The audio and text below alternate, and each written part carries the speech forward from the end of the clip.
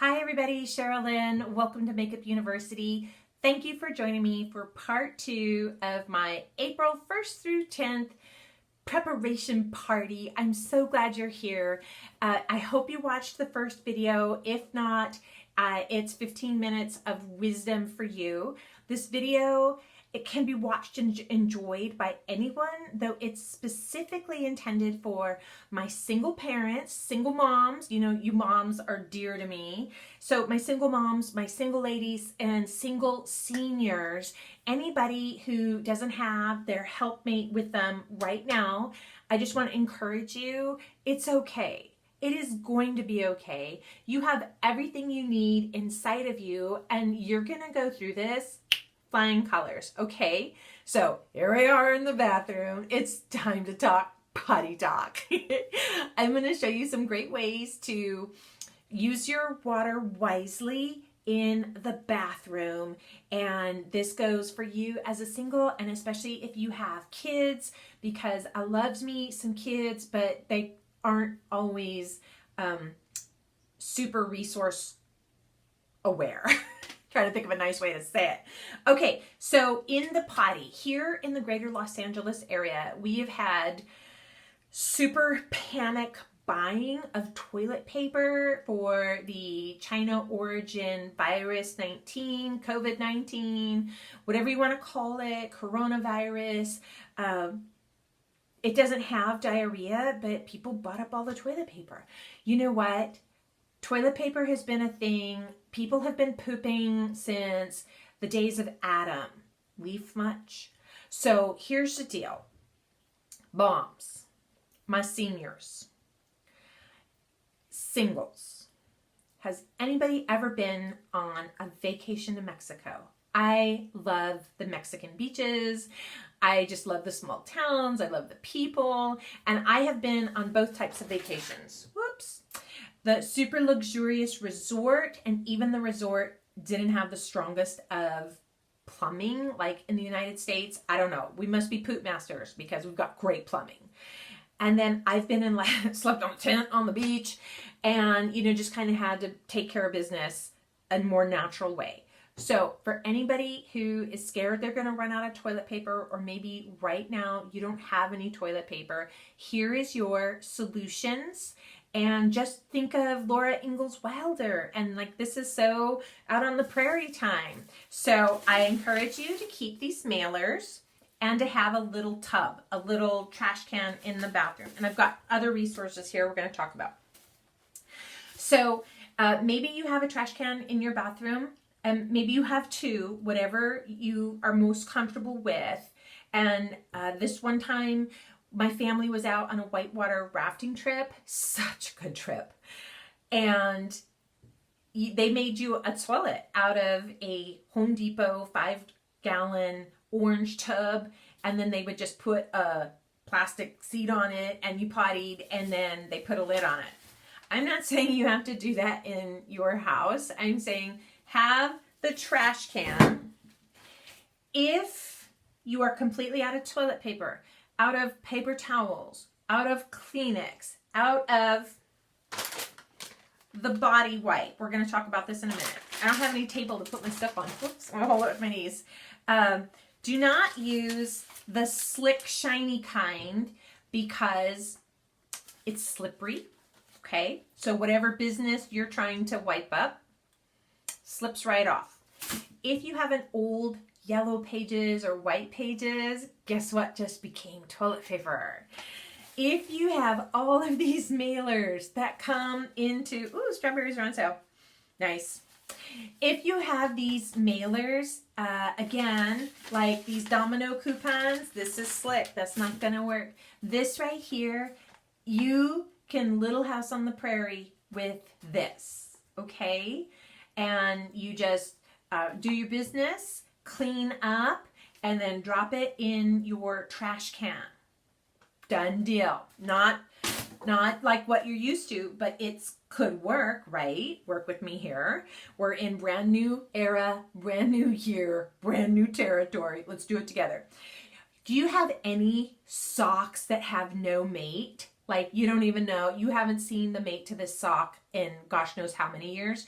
Well, there's two things to do with this. I would cut it into like, did you know in general, men are folders of their toilet paper and women are wadders. Like they wad it up. So take whatever leftover sock, old t-shirt with the stains in the front. Like I have one right there. I don't even want you guys to see that. So take these and cut what you think would be what you need to clean the business. All I can see is that Charmin bear in my head. I'm Charmin clean. So to get yourself Charmin sock clean, cut this, and then you're going to do two things. One, it's very important in our water conservation that if it's yellow, it's mellow. Just close the lid. You could get like 4 or 5 yellows in there before you need to even do the flush. If it's brown, flush it down.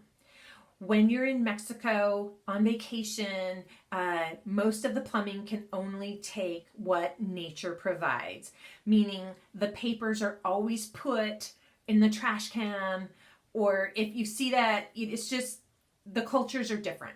The plumbing is different. So I'm here to tell you, if it's yellow, it's mellow. Store up a couple of peas before you use your flush. And if it's brown, flush it down. And two things, take this. Ladies always use more toilet paper than men because we wipe every time.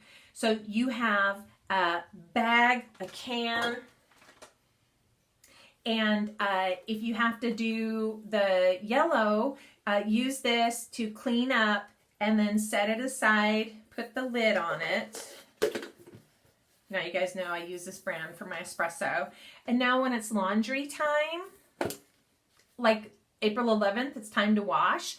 Now we just wash these pee-pee rags, okay? Like, it's not the most pleasant conversation, but I'm here to tell you, if you're out of toilet paper, instead of trying to flush, my apartment complex had a real problem because people tried to flush rags, paper towel, anything. So I want you guys to be wise and use wisdom and know that back in the day, they used rags. And then you wash the rag for the pee-pees. And I don't know if they wash the poops, but just think about cloth diapers. Somebody had to wash that out and clean it. So it can be done. And if we're going into a time of rationing and needing to use wisdom for how are we going to get through this and we don't have any toilet paper and what are we going to do? You just use those old socks that don't match, an old t-shirt, you cut it up, make it do. You use non-laminated, non-varnished, non-slicked paper, or if you actually have a telephone book, done deal. Okay, so that brings me to the body wipes. If we are water rationing and we don't know if we're going to get 2 hours a day, 5 hours a day, whatever, you may not be able to be using your jacuzzi, or you don't want to do the pool because it's chlorine. The point is, if you're in the house and you only have a little bit of time to use the shower or the tub,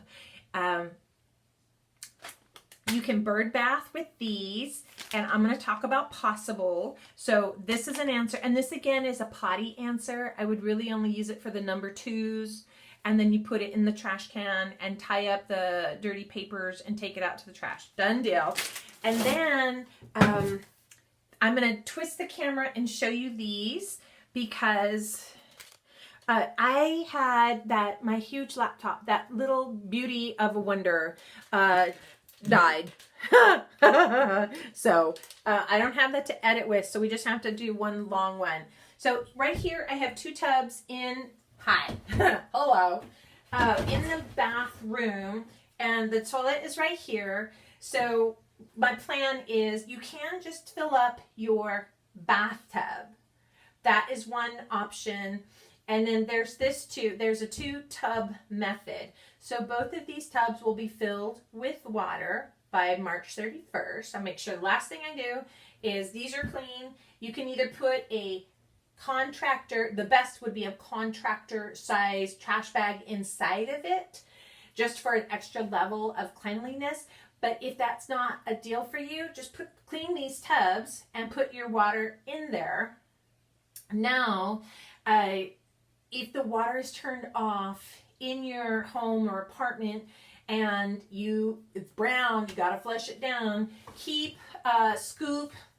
This was something for my son. It's like a Hulk hand. Keep a scoop or a jug, and you can manually flush your toilet by putting it in the tank. Do I need to show you that? I mean, I don't think I do. So 2 ways to manually flush the toilet. One, you fill the tank, like take the lid off. I'm going to show you just in case. Just in case I have my sweet young girl who's never done this before. This just comes off, just like that. And inside the water is clean. And when you push the handle, the plunger comes up and all the water goes out and it goes down into the toilet bowl where you've done your business and takes it down through the plumbing. So if you had to manually, you would take a scoop, just like that, like from here in there. Boy, that's going to be a lot of scoops, huh?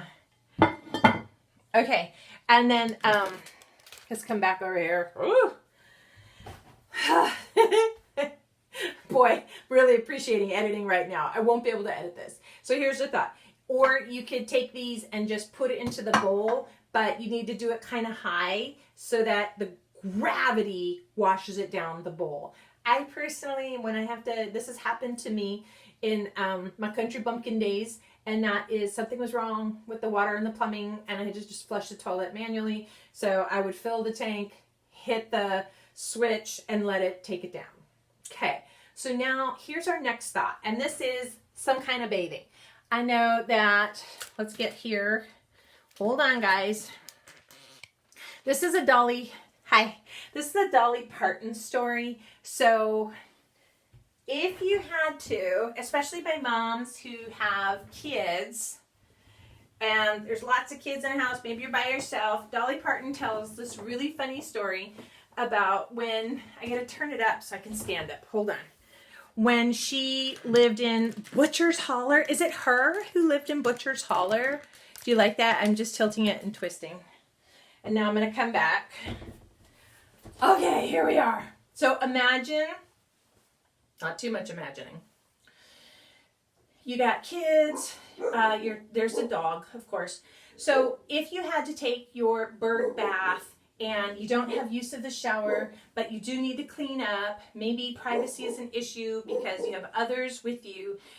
Dolly Parton tells this amazing story about how when she was growing up, maybe it wasn't Butcher's Holler. Anyhow, they had an outhouse, they didn't have indoor plumbing, so when you got to take your bath, you stood in a tub, like I know you can't see it now, but I'm standing in my tub, and you'd wrap the towel around your body and wash as far down as possible, and then you would do your feet and wash up as far as possible, and then wash possible, like the middle parts, the stinky parts. I mean, it's such a great story, and I read it in her autobiography.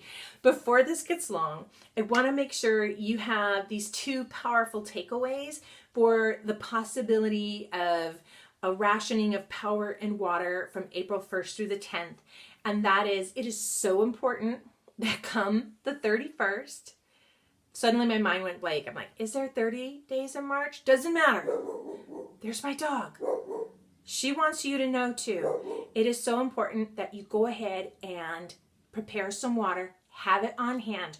Don't count on, if there is a water ration, don't count on it being available. Because what if your time slot is like 2 a.m. to 4 a.m.? Whatever. You guys, I just appreciate you so much, and I would love for you to be prepared. If you have a friend or a family member who could use this information, please share it. And the big picture is I'm just believing that, oh, I hope this was just a waste of time and we just don't even need this video, because it never happens. But I would rather err on the side of caution. Be prepared. You know, that ark, what if it didn't rain? What if all the people repented and came back and were like, we're so sorry. And the Lord was like, okay, well then I won't flood the earth. Could have happened, maybe. I don't know. I just know that, oh, I don't need this anymore, that I am prepared for my family, and I have a little set aside for a neighbor who just might be in need. And there are solutions to ways around water rationing, so how you could still be comfortable. You're just not going to be taking a big bubble bath, and you'll be doing smaller shifts of cleaning and washing.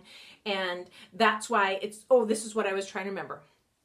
It is so important that between today and tomorrow, I wouldn't push it to the first because we have no idea what'll happen. I would do all of your laundry, showering, dishes, do anything that needs water and power at the same time, like heating up the water. Do it all before the first. And you know what? Going forward, don't panic. Use wisdom. Use kindness. We're all going to get through this together. You know what they say, as one, we'll overcome. We've been through World War I, World War II, Vietnam War, Korean conflict, SARS, Ebola, bird flu, swine flu. Like, we've been through this before. It's just a new era, and I think the earth is just pausing and resetting, and it's going to be good when it's over. So you guys, I hope these tips have helped you, that you've been sparked with ideas of how to prepare water storage and prepare for power storage. And hopefully maybe you've got propane access and wood stoves and all that good stuff. But then again, that wouldn't be the city. That'd be country Bumpkinville. So from my bathroom to yours, thank you for watching Makeup University. I'm Sherilyn. This is Makeup University, and remember, you look really gorgeous today.